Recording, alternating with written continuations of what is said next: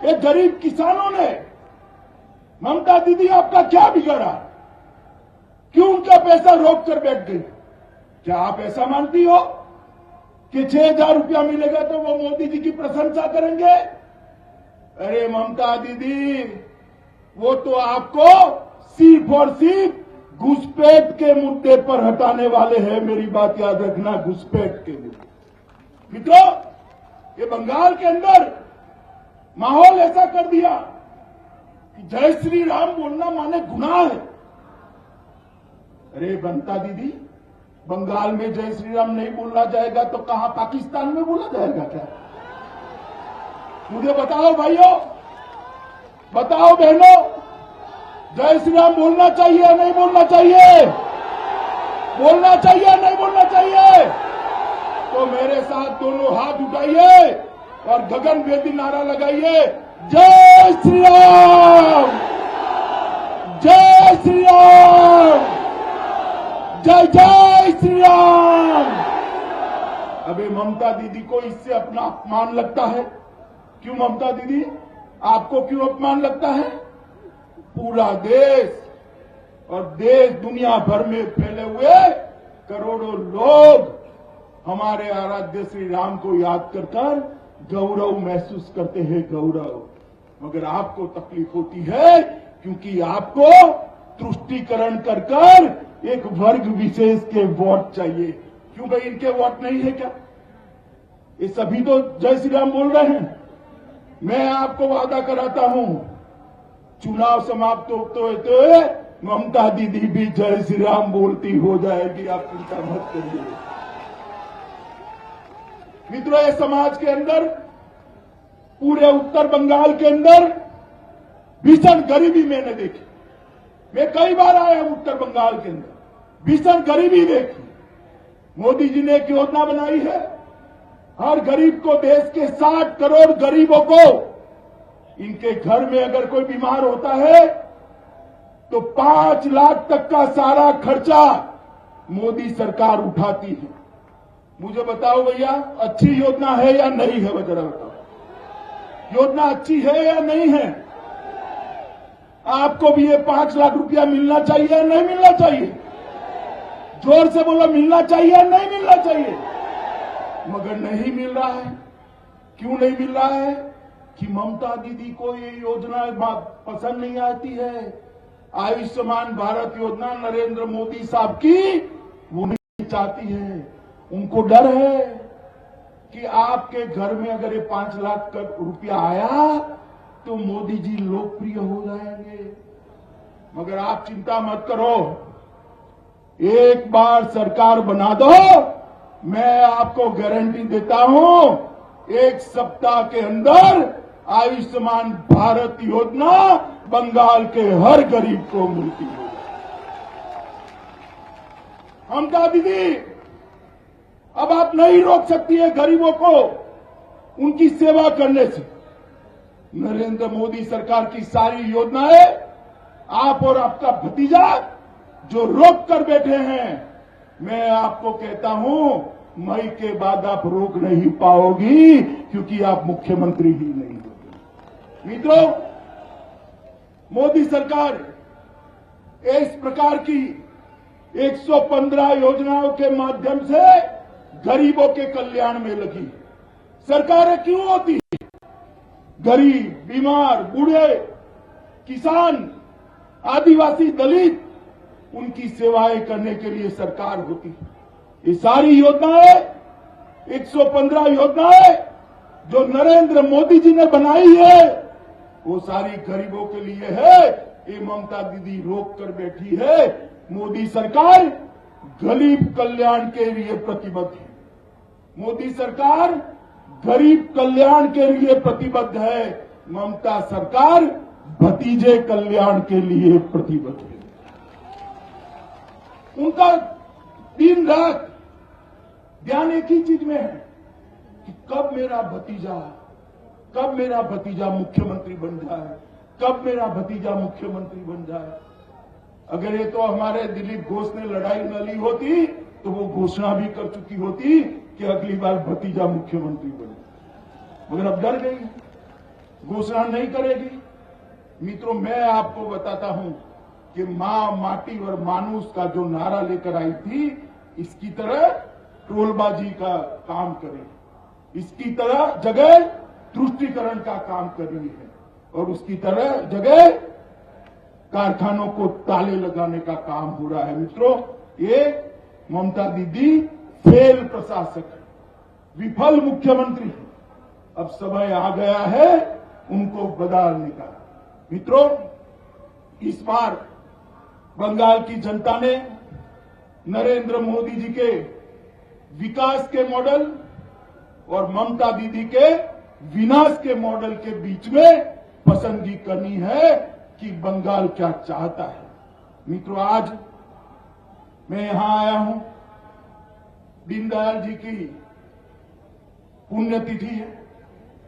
बंगाल के अंदर ये जो मुहिम हमने चलाई, हमारे 130 से ज्यादा कार्यकर्ताओं की हत्या ये तृणमूल के गुंडों ने की। एक को भी पकड़ते नहीं है, एक को भी सजा नहीं होगी ऐसा वो मानते हैं। अरे ममता दीदी, मैं राजवंशों की वीर भूमि पर बैठकर कहने वाला हूं, हमारी सरकार आने वाली है। हत्या जिन्होंने करी है, इसको चुन चुन कर जेल की सलाखों के पीछे जा रहे हैं। और क्या समझती हैं, इस प्रकार से आप भारतीय जनता पार्टी को रोक लेगी, बंगाल की जनता को वोट नहीं करने देगी। आपके गुंडे चुनाव के दिन जनता को परेशान करेंगे। मैं आपको कहने आया हूं, इस भारतीय जनता पार्टी दमखम के साथ चुनाव के मैदान में है। किसी माय के लाल की हिम्मत नहीं है कि चुनाव को प्रभावित करे। आप चिंता मत करिए, घर घर जाकर परिवर्तन का नारा बुलंद करिए, परिवर्तन का नारा बुलंद करिए। कोई आपको वोट डालने से नहीं रोक सकता। भय आपके दिमाग से निकाल दीजिए। मित्रों, मेरे यहां जो 130 कार्यकर्ता मारे गए हैं भारतीय जनता पार्टी के, इसमें से ढेर सारे नॉर्थ बंगाल के, कुछ बिहार से, आनंद पाल, समरू बर्मन, कलाचंद कर्मकार, दक्षिण दिनाजपुर से गोपाल गुइन, जलपाईगुड़ी से खिरोद रॉय, सिलीगुड़ी से उलेन रॉय, मालदा से नुपेन मंडल, राम मंडल, उत्तर दिनाजपुर से ओरेन सिंह, टोटेन दास, अमीरुल इस्लाम, राजेश सरकार, तापस बर्मन। कितनी लंबी सूची है। क्या गुनाह था इनका? जय श्री राम का नारा लगाते, भारत माता की जय का नारा लगाते, वंदे मातरम का नारा लगाते थे, और आपके गुंडों ने इनको मार दिया है। इस बार बंगाल की जनता इसका हिसाब किताब करने के लिए आतुर है। मित्रों, ममता बनर्जी हमें कहती थी, मुझे याद है जब मैंने 2017 में कहा कि हम 20 से ज्यादा सीटें जीतेंगे, उन्होंने कहा बड़ा अंडा आएगा, अंडा। मगर भारतीय जनता पार्टी को आप सबने 18 सीटें दे दी। हमारा राजू 20 और प्रामाणिक यहां पर बैठे, बहन देवश्री बैठी। मित्रों, आज मैं आपको कहने आया, जो ममता दीदी अंडे की बात करती थी, वो अपनी खुद की सीट ढूंढने में पड़ गई कि यहां से लड़ू या वहां से लड़ू, वहां से लड़ू या यहां से लड़ू, एक जगह से लड़ू या 2 जगह से लड़ू। क्यों ममता दीदी, क्या हो गया आपको? मित्रों, ये बंगाल को और उसकी कानून और व्यवस्था को ममता दीदी ने खराब करके रख दिया। हत्या के मामले में देश भर में बंगाल चौथे नंबर पर, हत्या के प्रयास के मामले में पहले नंबर पर, राजनीतिक हत्याओं के मामले में पहले नंबर पर, गंभीर रूप से घायल करने में पहले नंबर पर, हिंसक अपराधों में तीसरे नंबर पर, महिला अत्याचार में पहले नंबर पर। नंबर 1 ममता दीदी किस चीज में होना चाहिए? घर में पानी पहुंचाए, उसमें नंबर 1 लाइए, शौचालय बनाइए, उसमें नंबर 1 लाइए, गरीब को घर दीजिए, उसमें नंबर 1 लाइए। गरीब के घर में गैस का सिलेंडर दीजिए, उसमें नंबर 1 लाइए। स्वास्थ्य की योजना बनाइए, उसमें नंबर 1 लाइए। और मेरे राजवंशी भाइयों को नौकरी दीजिए, उसमें नंबर 1 लाइए। मगर उसमें आप नंबर 1 नहीं लाए। ये सारा काम तो नरेंद्र मोदी जी कर रहे हैं। आप नंबर 1 किस में हो? महिलाओं पर अत्याचार, हत्या के प्रयास, राजनीतिक हत्या, इस प्रकार के कामों में बंगाल को नंबर 1 कर दिया है। मित्रों, ये पूरा उत्तर बंगाल चाय बागानों के मजदूरों से भरा पड़ा। ढेर सारे लोगों की रोजगारी जुड़ी है। मुझे आपको कहते हुए आनंद है कि भारतीय जनता पार्टी की सरकार के प्रधानमंत्री नरेंद्र मोदी जी ने इस बजट के अंदर चाय बागान के मजदूरों के लिए 2000 करोड़ का पैकेज की घोषणा की है। मित्रों, 2000। वहां पर अच्छे स्कूल बनेंगे, उनके लिए मकान होंगे, पब्लिक हेल्थ सेंटर बनेंगे और उनके बैंक खाते खोलकर उनकी मजदूरी में कोई बिचौलिया नहीं आएगा, सीधा उनके अकाउंट में भर दे। इस प्रकार की व्यवस्था ये भारतीय जनता पार्टी की सरकार करने वाली है। मित्रों, ये चाय बागान के सभी मजदूर भाइयों को मैं भरोसा दिलाने आया हूं कि 70 साल से किसी ने आपकी सूद नहीं ली। कांग्रेस हो, कम्युनिस्ट हो, तृणमूल कांग्रेस हो, आपने लोकसभा में भारतीय जनता पार्टी का समर्थन किया है। एक बार यहां सरकार बनाने के हमारा मदद करिए। मैं आपको वादा दिलाता हूं कि आपकी सभी समस्याओं का समाधान भारतीय जनता पार्टी की नई सरकार करेंगे। मित्रों, इस क्षेत्र के अंदर ढेर सारी टूरिज्म की संभावनाएं पड़ी हैं। हम उत्तर बंगाल को एक ऐसा स्थान बनाना चाहते हैं जहां देश भर का पर्यटक उत्तर बंगाल को देखने के लिए आए, दार्जिलिंग को देखने के लिए आए, भगवान मदन मोहन के दर्शन करने के लिए आए। इसको पर्यटन के लिए एक विशेष सर्किट हम बनाएंगे और इससे ढेर सारे स्थानीय लोगों को रोजगारी बनेगी। मित्रों, हमने ढेर सारे प्रोग्राम उत्तर बंगाल के लिए तय किए हैं और जब हमारा घोषणा पत्र आएगा तब इसकी घोषणा होगी। ये पूरे उत्तर बंगाल को हम देश का सबसे विकसित प्रदेश बनाने की दिशा में आगे बढ़ रहे हैं। मित्रों, मोदी जी ने 5 साल के अंदर बंगाल के विकास के लिए 3,59,000 करोड़ रुपया भेजा है। 3,59,000 करोड़। कितना भेजा है? जोर से बोलो भाई, कितना? जोर से बोलो, ममता दीदी को सुनना चाहिए। आपके गांव में कुछ आया है क्या? आया है क्या? कहां गया? कहां गया? कहां गया? ये भाईपो के गुंडे सारा उठाकर ले गए। बंगाल की जनता पर 3.5 लाख करोड़ नहीं पहुंचा।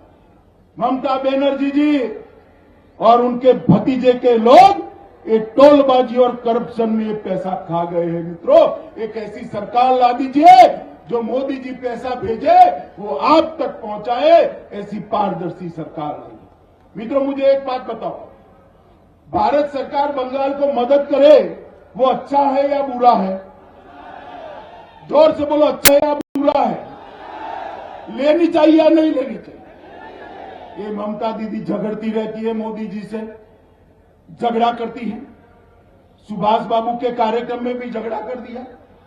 भला सुभाष बाबू का कार्यक्रम था, उसमें तो आप राजनीति न करती, मगर ये झगड़ती रहती है। बंगाल का भला होगा इससे बताओ भाई, होगा क्या? तो इस चुनाव में एक ऐसी सरकार बना दीजिए जो मोदी जी के साथ रहकर बंगाल का विकास करे। मित्रों, एक इंजन मोदी जी का, दूसरा इंजन बंगाल की भाजपा सरकार का, ये डबल इंजन बंगाल को बहुत आगे ले जाएंगे। एक ऐसी सरकार बनाइए जो नरेंद्र मोदी के कंधों से कंधा मिलाकर बंगाल को विकास के रास्ते पर आगे बढ़ाए। ऐसी सरकार न बनाइए जो हमेशा झगड़े करने में व्यस्त हो, हड़ताल करने में व्यस्त हो, घुसपैठियों को आने देने में व्यस्त हो।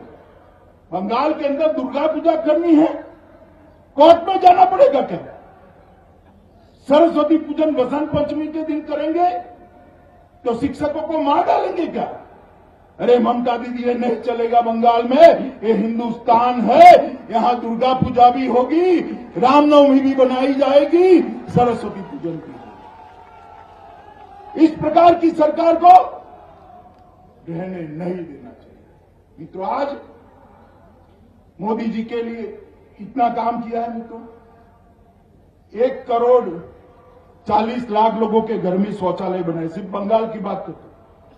3,92,00,000 लोगों के जनधन अकाउंट खुले, 20 लाख से अधिक गरीबों का घर बनाया, मुद्रा योजना में 26,000 करोड़ से ज्यादा लोन दिया, मनरेगा में 1.5 करोड़ लोगों को रोजगारी दी, और इसके साथ साथ ढेर सारी चीजें, ईस्ट वेस्ट मेट्रो, इसके लिए 8,000 करोड़ दिया, राष्ट्रीय राजमार्ग 2900 किलोमीटर के बढ़ाए, जिसकी कॉस्ट 20,000 करोड़ से ज्यादा होती है। और इस बजट के अंदर भी ढेर सारी चीजें मोदी जी लेकर आए हैं। मित्रों, मैं आज आप सबके सामने बड़े मन से आया हूं कि कोच राजवंशी समाज, गोरखा समाज, मेरे ट्राइबल भाई सब मिलकर एक संकल्प करें कि इस बार परिवर्तन करना है। मैं आपके साथ सामने बोलूंगा, चलो पलटाई। आप भी जोर से बोलना, चलो पलटाई। बोलोगे क्या? बोलोगे? तो मेरे साथ बोलो, चलो पलटाई, चलो पलटाई, चलो पलटाई। मित्रों, जड़ के साथ मूल समेत एक तृणमूल कांग्रेस की सरकार को उखाकर फेंक दीजिए। 5 साल के अंदर हम सोनार बांग्ला बनाकर आपको देंगे। 5 साल के अंदर, 5 साल के अंदर बंगाल को घुसपैठियों से मुक्त कर देंगे, के अंदर मुक्त कर देंगे। 5 साल के अंदर